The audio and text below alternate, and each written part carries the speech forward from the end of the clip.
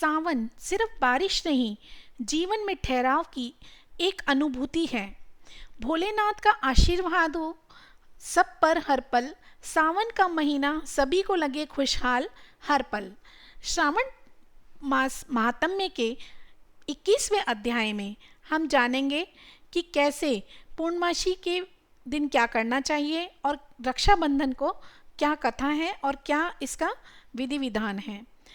संत कुमार जी बोले, हे दयानिधि, कृपा करके अब आप पूर्णमासी व्रत की विधि कहियो, क्योंकि हे स्वामिन, इसका महात्म्य सुनने वाले से इसकी सुनने की इच्छा बढ़ जाती है। ईश्वर ने कहा, हे संत कुमार, श्रावण शुक्ल पूर्णिमा के रोज वेदोत्सर्जन उत्सर्जन की विधि कही गई है। उत्सर्जन में पौष मास या माघ मास की प्रतिपदा तिथि या रोहिणी नक्षत्र कहा गया है। दूसरा समय अपनी अपनी शाखा के अनुसार उत्सर्जन तथा उपाकर्म दोनों एक ही समय करना उत्तम कहा गया है। अतः श्रावण मास पूर्णिमा के रोज उत्सर्जन अभिष्ट है तथा ब्रह्मच शाखार्थी उपाकर्म से श्रवण नक्षत्र अभिष्ट है। चतुर्दशी, पूर्णमासी या प्रतिपदा तिथि के रोज या जिस किसी भी रोज श्रवण नक्षत्र हो, उसी रोज ऋग्वेदियों का उपाकर्म होता है। यजुर्वेदियों का उपाकर्म पूर्णिमा में तथा सामवेदियों का हस्त नक्षत्र में होता है। उपाकर्म गुरु और शुक्रास्त नक्षत्र रहने पर भी आनंद से करें। गुरु तथा शुक्रास्त से में पहले उपाकर्म का शुभारंभ ना करें, यह शास्त्र का मत है। ग्रहण तथा संक्रांति आदि योग दुष्ट समय आ जाने पर दूसरे काल में करें। हस्त नक्षत्र युक्त पंचमी या भाद्रपद पूर्णिमा के रोज अपने अपने ग्रह सूत्र के अनुसार उत्सर्जन उपाकर्म करें। मल मास आ जाने पर शुद्ध पक्ष में कार्य करें। ये दोनों उत्सर्जन और उपाकर्म नित्य हैं। नियम द्वारा इनको हर साल करें। उपाकर्म की समाप्ति होने पर द्विजातियों के समक्ष उसी सभी में श्रेष्ठ सभादीप समर्पण करें। उसे आचार्य या अन्य ब्राह्मण को दें। पहले सोने, चांदी या तांबे के पात्र में एक सेर गेहूं रखकर उसके ऊपर गेहूं के आटे का दिया बनाकर रखें तथा उसे प्रज्वलित करें। घी या तेल में भिगोकर 3 बत्ती ब्राह्मण को दक्षिणा पान सहित दें। दिया तथा ब्राह्मण का पूजन कर इस मंत्र को कहें, यह श्रेष्ठ सभी दीप दक्षिणा पान सहित देव देवार्थ के लिए दिया है। इस सभादीप को देने से मेरे सब मनोरथ परिपूर्ण हो तथा पुत्र पौत्रादि सब कुल समुज्वल हो, यश की वृद्धि हो। इस तरह प्रार्थना मात्र से जन्मांतर में देवांगना के तुल्य रूप मिल जाता है। इस प्रकार 5 साल तक करने के बाद उद्यापन करें। यथाशक्ति भक्ति से ब्राह्मण को दक्षिणा दें।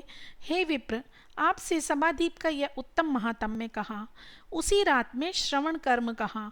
उसी के समीप सर्प बलि करें। दोनों कार्य अपने अपने ग्रह सूत्रों को देखकर करें। उसी तिथि में भगवान हैग्रीव का अवतार होता है। इस रोज हैग्रीव जयंती महोत्सव भी मनाया जाता है। हैग्रीव उपासक के लिए यह नित्य है।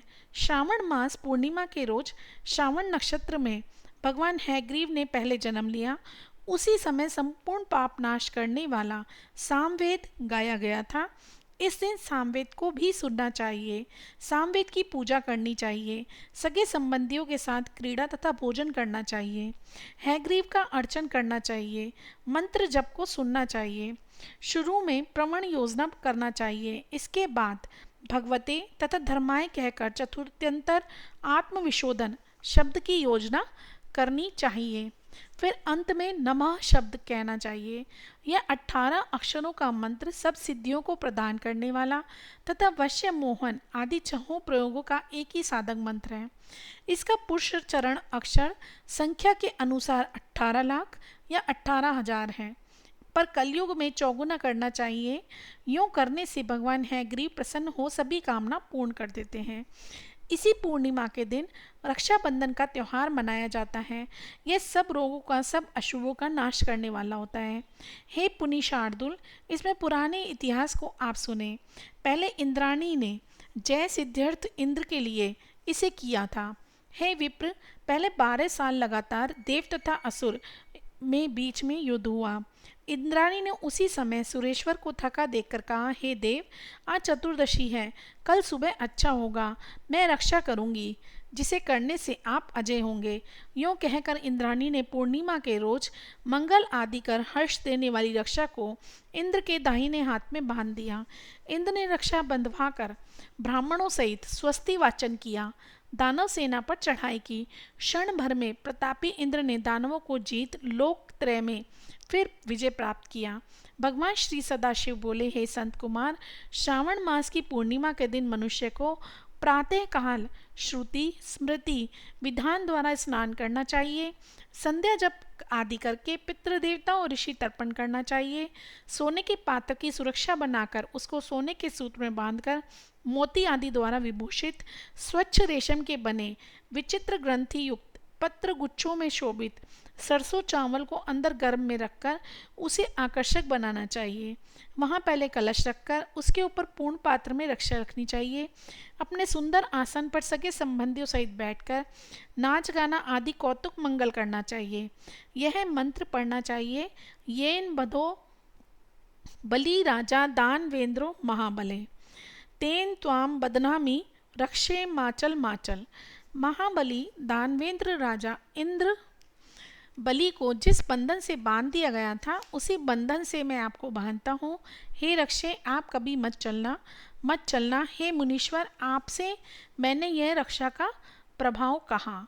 इस तरह कहकर रक्षाबंधन का त्योहार मनाएं।